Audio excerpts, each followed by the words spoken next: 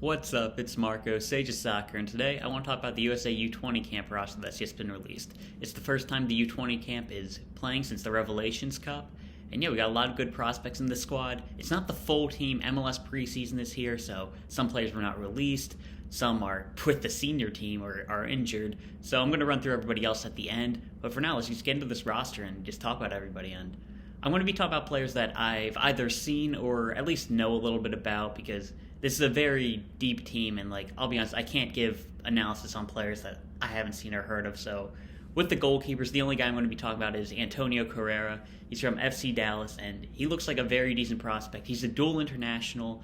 He is going back and forth between us and Mexico, so it's definitely good to get him in and recruit him.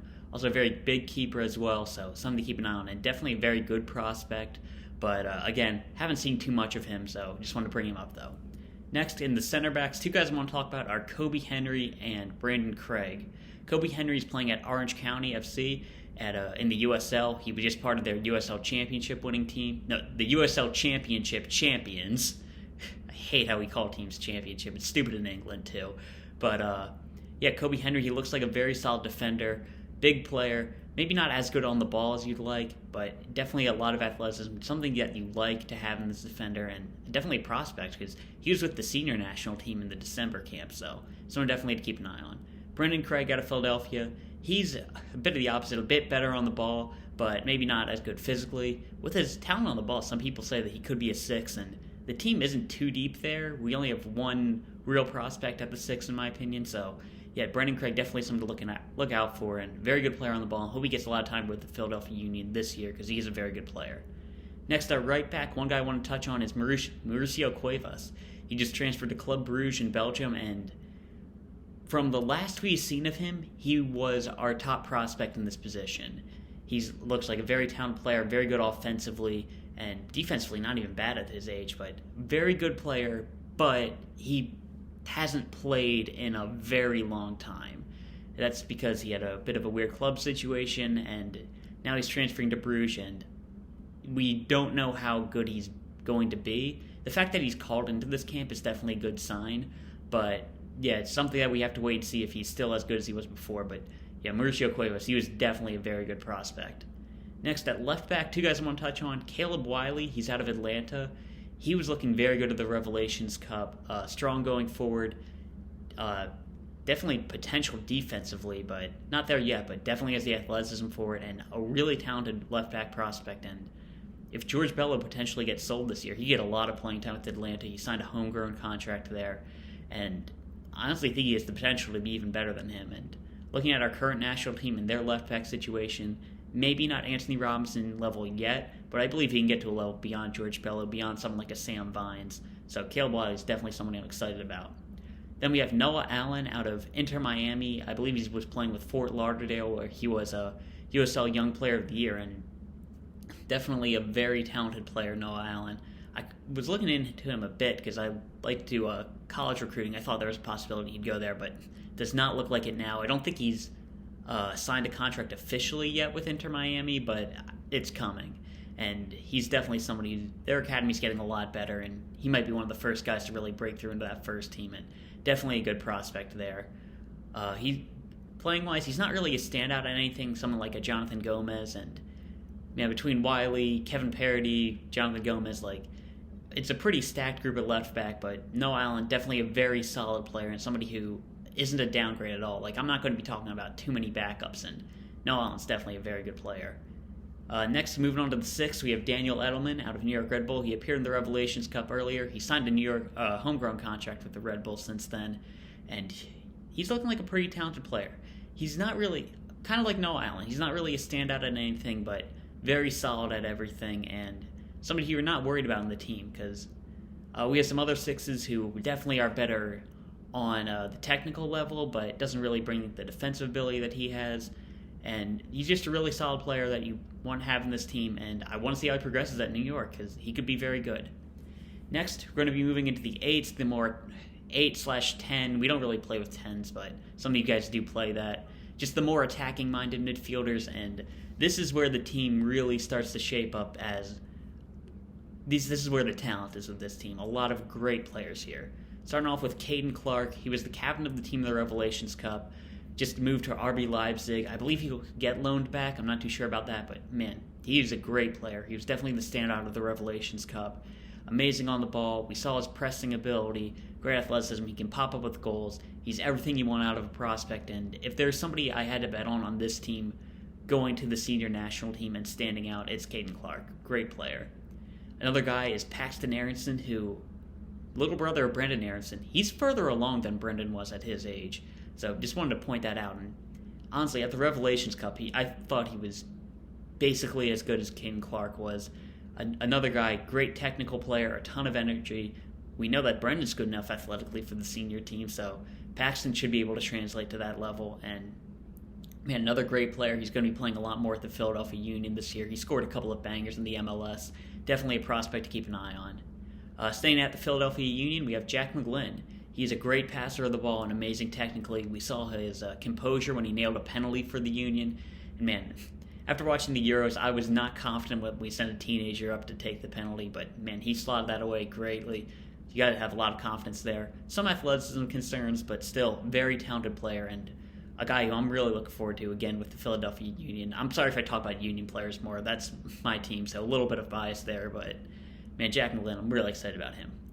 Next, we got a guy named Javier Casas. He's from Chicago's academy. He looks very promising. I haven't seen too much of him, so I can't talk about him much, but he's somebody who seems to be really highly regarded. I think he's younger than a lot of these players, so I can't talk too much about him, but I wanted to mention him because I know that he's a really nice prospect.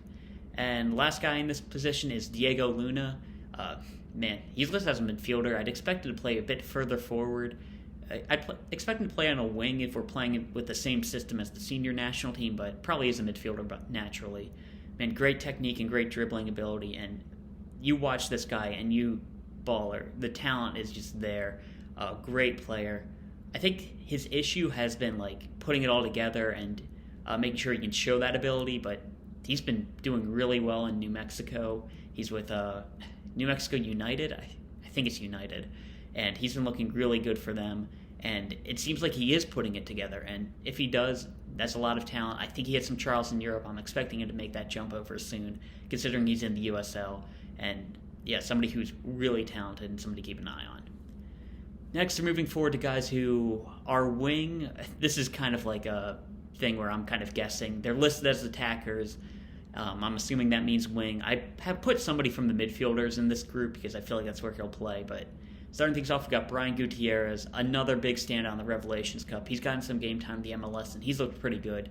Great technically and a strong dribbler. Maybe not the most athletic, but when I watch him, I get Luca de la Torre vibes when I watch him, and I feel like that's all I got to say about him to show how talented this guy is. Really good player, can dribble, advance the ball with his passing, somebody you want on the team. Next we have Dante Sealy, and on his day, Dante Sealy might be the best player on this team, but it does have to be his day. He's a left-footed winger, which we don't have much of, so that alone is something to just keep him on his radar for. He's got the ability to take on players, technical ability to connect passes with the rest of the team, and on his day, great goal scorer. He has the end product. The problem with him is consistency. He needs to put those performances together every day, which he hasn't done yet, but man, he's got a ton of talent, definitely something to keep an eye on. Next thing I want to talk about is Kristian Fletcher. He's actually listed as a midfielder, but I believe he'll be playing a more attacking position, but from everything I've heard, but yeah, Kristian Fletcher is the high school player who was scouted by both Borussia Dortmund and Manchester United. Haven't seen too much of him, but from what I've heard, he's a game-breaking athlete and just a great goal-scoring threat. He's the youngest player on the team and definitely somebody to watch. Again, this is a high school player. I haven't seen too much of him.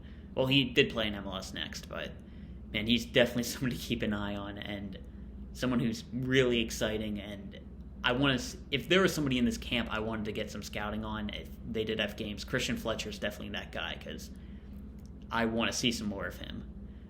Next guy, Philadelphia Union guy again, Quinn Sullivan, a potential difference maker on the field. He can do everything going forward at a young age. He needs a bit more maturity, but man, the technical ability is there, goal scoring, he can take on players. He's everything you want out of an attacker. Needs a bit more maturity on the field, but I think he might be the top player at this position and probably the highest ceiling out of well, I can't be sure at this age, but I'd expect he's the guy who I think has the best chance to make it in this group, make it to the senior national team level, and Quinn Sullivan, definitely a really great player.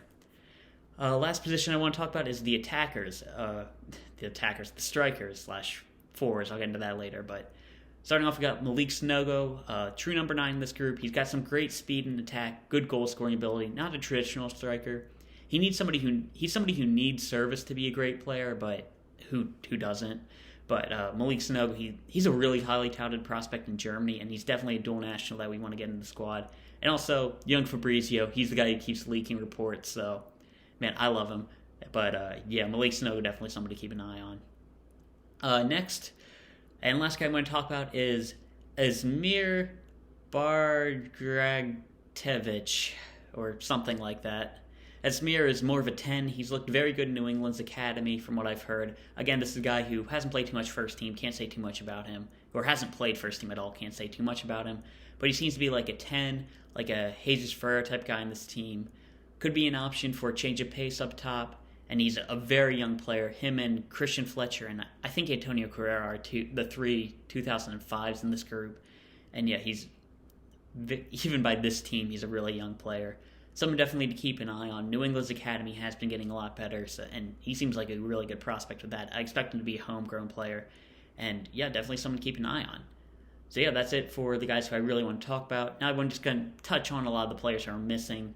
Some were in senior team, some were with the USA senior team, some just weren't released by their MLS team, and some were injured. So yeah, so goalkeepers, Gabriel Slonina with the senior team. I mean, you can't be mad at him not being here. Chris Brady. He's Gabriel Slonina's teammate at Chicago. He's probably going to be the guy who steps in once Slonina moves on to Europe, which, again, is the reason why people are like, oh, I don't know if he should move on to Europe. It's not the end of the world. Chris Brady's definitely a really talented player. Some people even have him rated higher than Slonina, so really great player there. He's not released. He's with Chicago's first team right now, so he wasn't released for this. Jeff Dusnop out of Sporting Kansas City, very talented goalkeeper prospect as well. I can't remember if he was injured or not released, but very talented player. And Alex Porto out of Fulham, another really talented guy who I can see just giving other goalkeepers looks and not wanting to fly somebody in from England during like pandemic times or whatever. So understandable for him not being here. Center backs, we got a lot of good players to talk about. Justin Shea out of FC Dallas. Sorry, that's wrong actually. He's now out of Hoffenheim. He's there with Chris Richards. Yeah, great player. Definitely the top center back prospect in this group. Understandable why he's not here, adjusting to a new club and might be in their first team, so understandable there. Jalen Neal looked pretty good in the Revelations Cup, probably alongside Kobi Henry as the prospects right after Justin Shea. Well, we'll get to that. Hopefully they're not, but probably they are. Out of LA Galaxy, maybe, I haven't heard about him, but I'm assuming that he's training with the first team. One of the guys who I didn't mention, Marcus Farkanas. He's also out of LA Galaxy, and by everything I see, Jalen Neal is better than him. So Jalen Neal not being in this team, I'm assuming that means he's training with the first team, so good for him not being there. Antonio Leone, he's a dual national leaning Mexico. He's with LAFC. He might be with their first team, but at this point, he was playing for Mexico in the Revelations Cup, so I'm not too sure if we'll be able to get him, but Leone is a very talented prospect, would be second to Justin Shea if he joined. And Brian Oko he's playing for Switzerland. Paxton Aaronson's not doing a great job recruiting him at RB Salzburg. He was already called up to the Switzerland's senior team, and I don't think we get him, like, even less of a chance than someone like Jonathan Gomez, Antonio Leone, but he's not cap-tied yet, and he would be amazing for us. I wanted to mention him. Right back, not really anybody. I do want to mention that Joe Scaly misses this team's cutoff by 1 day. He was born on December 31st, 2002, so you got to feel for him a little bit there. Jonathan Gomez is not in this camp. Dual national, he's more leaning towards Mexico, I'd say, at this point, but